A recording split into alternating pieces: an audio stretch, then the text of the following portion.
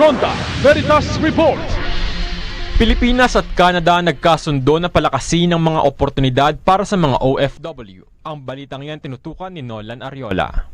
Maraming salamat mga kapanalig. Formal lang nilagdaan ng Department of Migrant Workers o DMW at ng pamalaan ng Nova Scotia, Canada ang isang kasunduan na layong palakasin ang proteksyon, oportunidad at kapakanan ng Overseas Filipino Workers o OFW sa nasabing lugar. Pinangunahan ni DMW Secretary Hans Leo Kakdak at Nova Scotia Minister of Advanced Education Brendan Magire ang pagpirma sa Memorandum of Understanding sa DMW Central Office.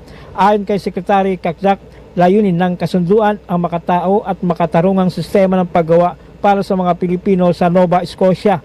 Kasama sa kasunduan ang patas na recruitment, skills, training, reintegration at legal na migrasyon. Unang batch na 120 kandidato ang sakop. Karamihan ay para sa healthcare at construction jobs. Our job applicants need all the information that they need going into applying for a job in Nova Scotia. And the jobs that we have at least in our list would include food servers, supervisors, caregivers, construction workers. So we have of course information, adequate information going in so that one is fully informed.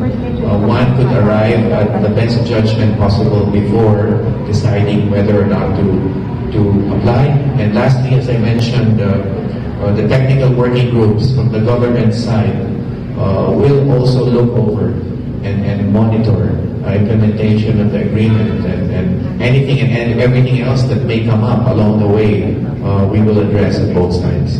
Yan ang tinig ni Secretary Kakdak. Mga kapanalig, isa sa dalangin at naisin ng simbahang Katolika ay ang papalago pa ang bawat pagmumula ng hanapbuhay at ikabubuhay na makatulong sa ating mamamayan at ekonomiya. Para sa Veritas 846, ang radyo ng simbahan, ako inyong kapanalig, Nolan Ariola, sumainyo ang katotohanan.